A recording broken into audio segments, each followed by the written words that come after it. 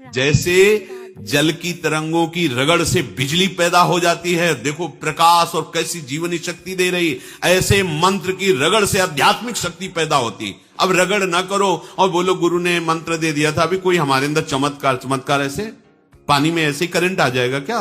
देखो ना उसको, घर्षण तो बिजली पैदा हो गई। तो ये तो प्राकृतिक बिजली है।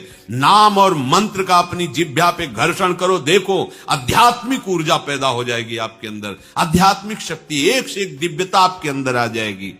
मंत्रों में बड़ी सामर्थ्य है।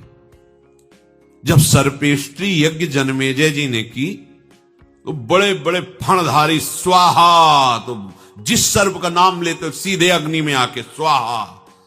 काफी समय हो गया, उन्होंने कहा मेरे पिता को डसने वाला तक्षक तो आया ही नहीं, और जिसके लिए मैं यज्ञ कर रहा हूं, बड़े बड़े फणों वाले सर्प भस्म होते चले जा रहे, लेकिन वो नहीं आया जिसने हमारे पिता को डसा।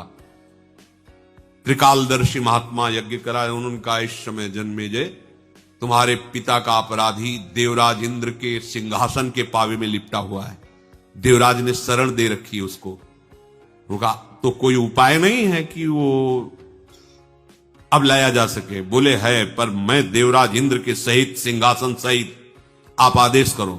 तो उनका आदेश, यजमान ने आदेश किया, जित्वजों ने, सदस्यों ने तत्काल संकल्प किया और पूरा मंत्र पढ़ ही रहे थे कि सिंहासन सहित पूरा आकाश में मंडराने लगे। देवराज इंद्र कूद के भागे, सिंहासन में तक्षक लपटा।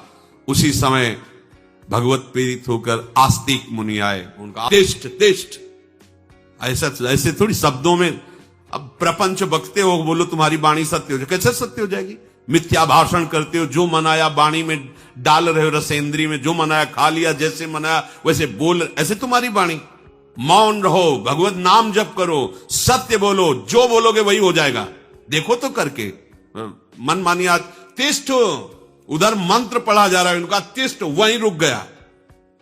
फिर उन लोगों को समझाया कि आप लोगों से प्रार्थना, आप लोग जन्मेजय से कहा यज्ञ वही पूर्ण मानी जाती है जिसमें दान दिया जाए, और मैं ये आहुति मांगता हूं। ये ठीक नहीं रहेगा, देवराज इंद्र के पद को भस्म कर देना। मंत्रों में ताकत है, पर मैं ये भिक्षा मांगता हूं, ये दे दीजिए मुझे। यज्ञ बंद हो गए। मंत्रों में ऐसा नहीं है कि ये सब गपोड़ शंख है, ऐसा नहीं है। मंत्रों में बड़ी ताकत है, पर उस पद्धति से जपो, और जितनी ताकत मंत्रों में उससे कई गुना बड़ी ताकत नाम में है। और इसमें कोई विधान की बात नहीं कहेगी, बस पुकारने की बात। इसीलिए कलयुग में सबसे श्रेष्ठ उपासना है भगवद स्मृति, नाम चहु जुग चहु श्रुति, नाम प्रभाव लोको वेद न आन उपाऊ। कलयुग केवल नाम आधारा, सुमिर सुमिर नर उतर। सुमिर बार बार हमें भगवद स्मरण। मंत्रों में, अनुष्ठानों में शक्ति है, पर उनके लिए विधान है, उसके अनुसार चलोगे तब आपको अनुभव में आएगा, ऐसा थोड़ी है। पर नाम में आप पवित्र हो कि अपवित्र हो, आप ऊंचे हो नीचे हो, मूर्ख हो पढ़े लिखे, इसे कोई मतलब नहीं। अच्छा, राधा राधा बोलने में कौन सी पीएचडी की जरूरत है तुम्हें? बस विश्वास कर लो। देखो कई लोग तो ऐसे अविश्वासी होते हैं कि कहां लिखा है पुराणों में, कहां ऐसा। भैया हमारी छाती में लिखा है, तुम अगर हमारे ऊपर श्रद्धा करो और जप करके देखो तो बात समझ में आ जाएगी। श्रद्धा से बात समझ में आती है, ये तर्क से थोड़ी समझ में आती। अच्छा, सब प्रमाणित भगवान के नाम हैं, तुमने लिया क्या आज तक? तुम्हें अनुभव हुआ क्या आज तक? तो सोचो, ये वृंदावन धाम जहां के एक पात पात में राधा नाम निकल रहा है, तुम्हें सुनाई देता है क्या? रज कण महाप्रेम से तुम्हें अनुभव में आ रहा है क्या? तो आंखों के अंधे, ज्ञान के अंधे तुम्हें कैसे समझ में आवे? विश्वास पूर्वक लगो तब तो समझ में आवे। वेद झूठे थोड़ी, तुम वेद को प्रमाण मानो तो वेद कह रहा सर्वम खलमिदम ब्रह्म, तुम्हें दिखाई दे रहा है, अनुभव में आ रहा है। भगवान कह रहे हैं भगवान की बात मानो, मत्तः परतरम नान्यत् किंचिदस्ति, तुम्हें दिखाई दे रहे हैं ललित त्रिभंगी? नहीं तो बीमार आदमी हो, चुपचाप दवा खाओ, पहले भवरोग की बीमारी दूर हो, तब तुम्हारे नेत्र सही होंगे, फिर तुम देख पाओगे। श्रद्धा में बड़ी ताकत है। एक पंडित जी नाम की महिमा, भक्ति की महिमा सब गाते ही भागवताचार्य जन। तो एक सीधा साधा गांव का आदमी गाय चराने के लिए पूरे गांव की उसको ठेका मिलता, उसी से भोजन वस्त्र मिल जाते थे। तो गांव के लोगों ने कहा कि तुम तो गाय चराते जीवन व्यतीत हो जा रहा है, अरे एक दिन कथा भी सुन लो, भागवत की हो रही।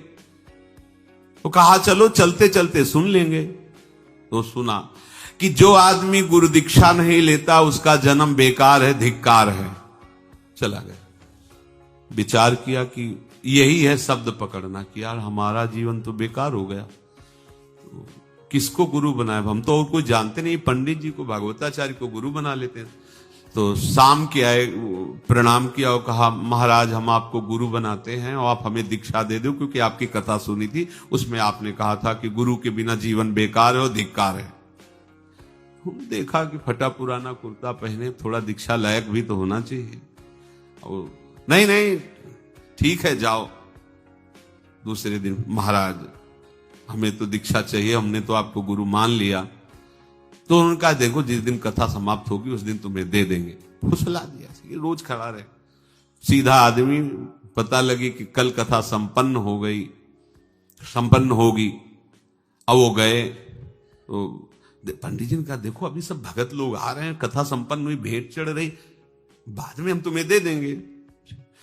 अब दूसरे दिन जाना था और संध्या के समय उन्होंने लोटा उठाया, शौच के लिए चले। उसने सोचा अब यहां तो भीड़ लगेगी नहीं, शौच में तो एकांत, यहां गुरु मंत्र मिल जाएगा, वहां तो हमारी पहुंच ही नहीं हो रही, भीड़ भाड़। अब वो पीछे गुरुजी, अब गुरुजी खाए खीर पुआ के थे तो पेशर था शौच का। अब वो पीछे लगे, उन्होंने कहा गुरुजी वो देखो उस समय भीड़ थी तो मंत्र नहीं दिया, अब तो अकेले होते। अरे उन्होंने कहा भैया अब शौच जा रहे, वो मंत्र दे दो, दीक्षा दे। अब वो गाय चराने वाला आदमी, उन्होंने सोचा ये पीछे लगा रहे तो शौच अब कहां होंगे। धत गपोचंद, अच्छा गुरुजी। अब वो सीधा समझा कि गुरुजी ने गुरु मंत्र दे दिया। अब वो धत गपोचंद, विश्वास, ये देखो विश्वास। एकांत में घर गया, बैठ गया, धत गपोचंद। अब ऐसी लगन लगी, चरवाहा था, घर वाले पड़ोस वाले सब सुन सुन के हंसे कि न राम न कृष्ण न हरि, ये क्या है। और वो ये बात बताया नहीं कि हम गुरु दीक्षा ली है, सीधे कई दिन हो गए, बस वो न खाना न पीना। भगवान ऐसे भोले भाले भक्तों से बहुत जल्दी, कौतुकी है ना, श्रृंगार कर रहे थे, बोले जाना है एक महान भक्त को दर्शन देने के लिए। तो रुक्मिणी जी ने कहा प्रभु हम भी चलेंगे दर्शन, भक्त दर्शन, तो जब जब आप कहीं ऐसा तो हमें सौभाग्य मिलता है तो हमें लिवा चलो साथ। बोले थोड़ा अलवेला भक्त है, तुम संशय मत करना।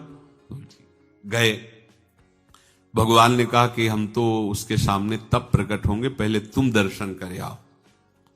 तो रुक्मिणी जी साधारण वेश में गई, घर वालों से राधे राधे किया और कहा भगत जी, बोले हाँ हाँ वो कमरे में है। वो आ गई तो आके मुझे धत गपोचंद, मतलब रुक्मिणी जी ये कौन सा मंत्र है, आज तक तो हमने भगवान का नाम सुना नहीं।